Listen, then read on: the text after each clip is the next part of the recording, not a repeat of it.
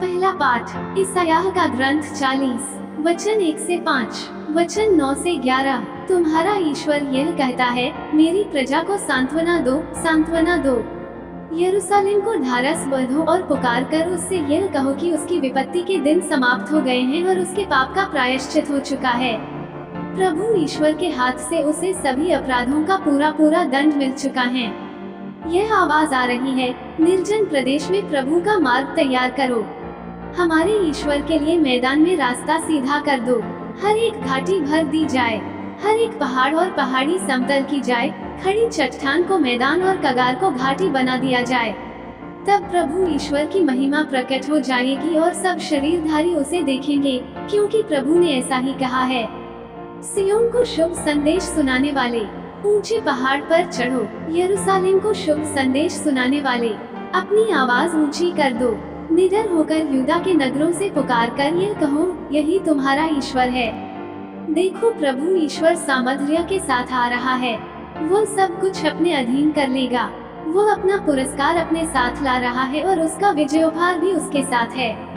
वो गडेरिये की तरह अपना रेवड़ चराता है। वो मेमने को उठाकर अपनी छाती से लगा लेता और दूध पिलाने वाली भेड़ धीरे धीरे ले चलता है। सुसमाचार संत मार्कुस 1 वचन 1 से 8। ईश्वर के पुत्र ईसा मसीह के सुसमाचार का प्रारंभ। नबी ईसायाह के ग्रंथों में लिखा है, मैं अपने दूत को तुम्हारे आगे भेजता हूँ। वो तुम्हारा मार्ग तैयार करेगा। निर्जन प्रदेश में पुकारने वाले की आवाज, प्रभु का मार्ग तैयार करो, उसके पथ सीधे कर दो। इसी के अनुसार यूहन्ना बपतिस्मा निर्जन प्रदेश में प्रकट हुआ, जो पाप क्षमा के लिए पश्चाताप के बपतिस्मा का उपदेश देता था। सारी यहूदिया और यरूशलेम के लोग यूहन्ना के पास आते और अपने पाप स्वीकार करते हुए यरदन नदी में उससे बपतिस्मा ग्रहण करते थे। यूहन्ना ऊंट के रोओं का कपड़ा पहने और कमर में चमड़े का पट्टा बांधे रहता था। उसका भोजन टिड्डियां और वन का मधु था।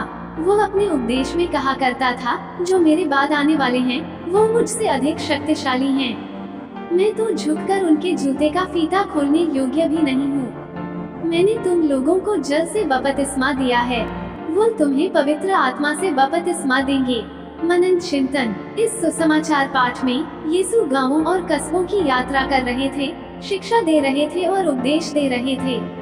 वो अपने राज्य के सुसमाचार की घोषणा कर रहे थे। उन्होंने कई ऐसे लोगों को भी ठीक किया जो बीमार थे या जरूरतमंद थे। यीशु ने पहचाना कि लोग कितने खोए हुए, भूखे और अकेले हैं। सचमुच वे बिना चरवाहे की भेड़ें थीं। उनकी देखभाल करने वाला कोई नहीं था।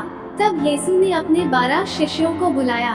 अपने शिष्यों को चंगा करने, अशुद्ध आत्माओं को बाहर निकालने और हर बीमारी को ठीक करने की शक्ति और क्षमता दी। तब यीशु ने अपने शिष्यों को इस्राएल की खोई हुई भेड़ को खोजने का निर्देश दिया। आज यीशु हमें चंगा करने की शक्ति भी देते हैं। हम किसी अन्य व्यक्ति की बात सुनकर ही ठीक हो सकते हैं, या हम अपने समय या क्षमता का एक अप्रत्याशित उपहार देकर ठीक हो सकते हैं। हम किसी अन्य व्यक्ति को वास्तव में देखकर ठीक हो सकते हैं। प्रश्न ये हो सकता है, क्या मैं सचमुच इस पर विश्वास करता हूँ? और क्या हम उपचार के अपने उपहार का उपयोग करते हैं? आमीन।